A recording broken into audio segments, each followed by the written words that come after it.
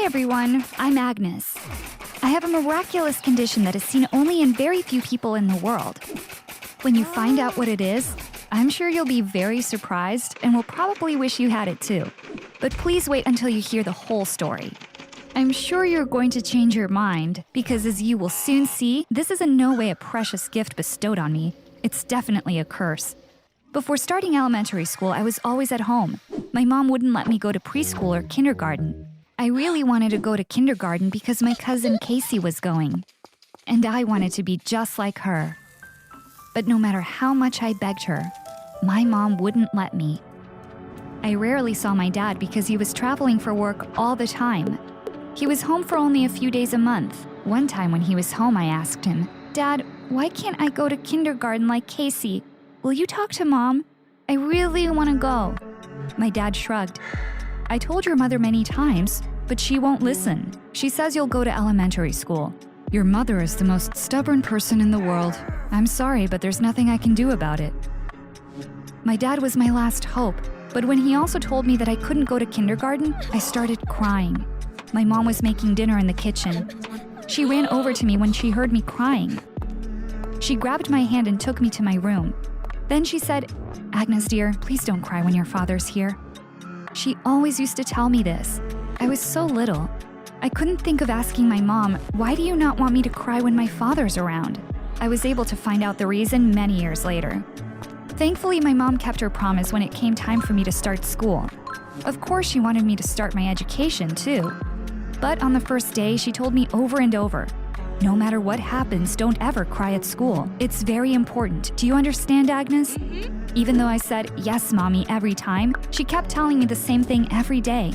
When I would come home from school, she would ask, "Honey, did you cry at school?" In the morning, as she was dropping me off, she'd say, "No crying at school, no matter what happens."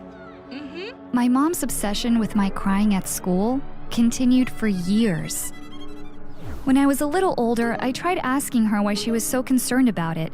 Mom would say, "You're too young. I will explain it to you when you are a little older," and wouldn't say anything else. Back then, I had a crush on a boy at school named Brody.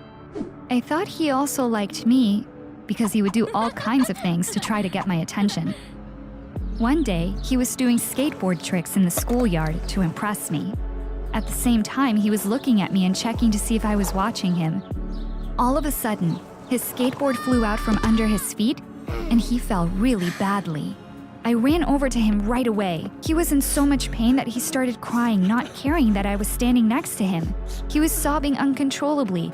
That moment, I noticed that liquid was coming out of his eyes and running down his cheeks. I was really surprised to see this because that's not what happens when I cry. I couldn't help myself and even touched his tear with the tip of my finger. Brody thought I was showing him affection and started crying more easily. And thanks to this, I was able to take a closer look at the liquid coming out of his eyes. You must be wondering why I was so surprised. Because when I cried, instead of liquid, I had small glass-like particles coming out of my eyes. Until then, I had never seen someone crying up close. That's why the liquid coming out of Brody's eyes had really surprised me. When I got back home, my mom asked me her usual question, "Did you cry at school?" I said to her, "No, I didn't, but a friend of mine did," and told her about what happened. There were lots of questions in my mind. Was it Brody who cried in a strange way, or was it me? Did other people also have liquid coming out of their eyes, or did they have the small particles like me? I wanted to know which one of us was normal.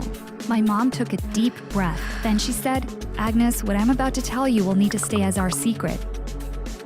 You can't tell this to anyone, including your father." She started explaining that, first off, that liquid is called a tear, and told me that normally when people cry, salt water or tears come out of their eyes. But because I was a special kid, I cried differently. Then she added, "There's something else that is important for you to know. What comes out of your eyes is not glass, it's diamonds." That was the day I found out that diamonds are very valuable. They're so valuable that if we sold the little diamond crumbs that come out when I cry, we could buy a luxury home. I couldn't believe what I was hearing. "So why don't we?" I asked. My mom said, "Because if people find out you're crying diamonds, that might have really dangerous consequences." "What kind of dangerous consequences?" I asked. And my mom said in a worried voice, "Agnes, bad men might kidnap you. Then they'd force you to cry all the time so that the diamonds come out. The mafia may hold you hostage every single day of your whole life. Even though I was young, I understood the gravity of the situation. I promised my mom that I would never mention this to anyone ever. This would be our secret. About 4 years after that conversation, my parents were involved in a car crash. My dad did not have any serious injuries. But despite the doctor's best efforts, my mom didn't make it. I felt like I was in a bad dream. I wouldn't be able to see the most beloved person in my life anymore. Despite my grief, I kept the promise that I had made to her. Not even one speck of diamond came out of my eyes at my mom's funeral. I didn't cry at all. People probably thought that I never cried because I was in shock, but that wasn't the case. The truth was that every minute I was alone, I spent crying for my mom. I was putting the small diamonds that come out of my eyes into a bag and hiding them in a closet in the basement. The basement was the safest place in our house because nobody had used it for a long time. I didn't collect the diamonds because I wanted to sell them. I had to hide them because my secret would be out if someone had found them. Because I couldn't stay home by myself, my dad had to stop traveling. He got transferred to another department at work. I told you earlier that my dad and I didn't have the best relationship. I thought that was because we spent too little time together, but it turned out that wasn't the reason. Now he was always home, but still, we never became very close. 4.5 months after my mom's passing, my dad said to me, "There's someone in my life. I'm thinking about marrying her."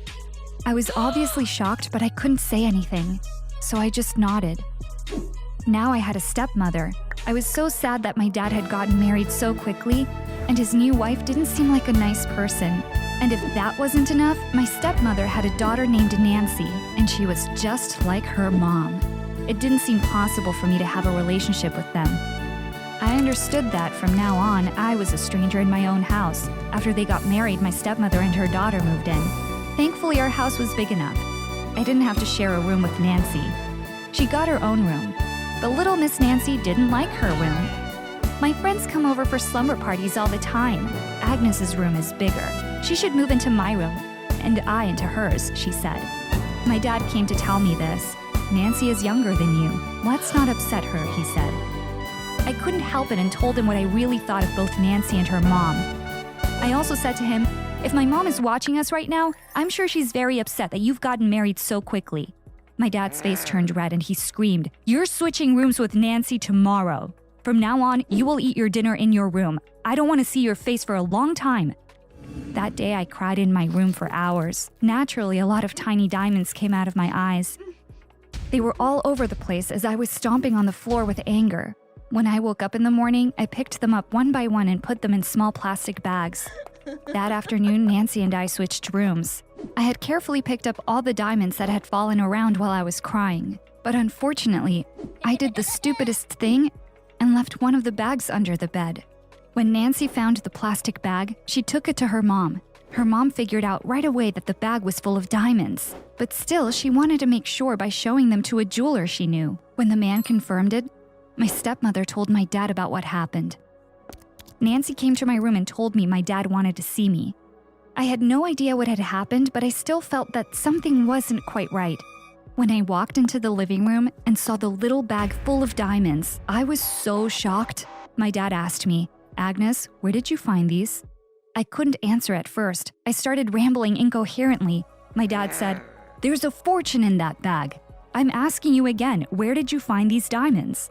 I was never able to lie to anyone's face in my whole life, and now I was going to tell the truth again.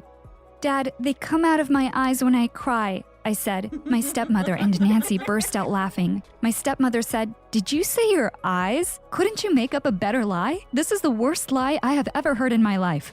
I told them it wasn't a lie, but they didn't believe me. My dad said, "Agnes, you're embarrassing me. Tell us the truth now."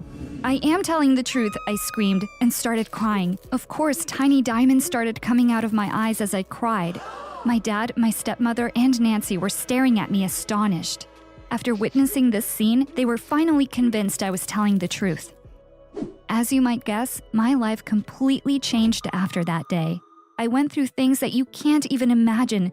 You won't believe the things my stepmother did to me after learning about my condition. However, I'll have to tell you about that in another video because we're out of time. If you'd like to hear the rest of my story, please let me know in the comments. I'll get that second video ready in no time. See you later. Bye.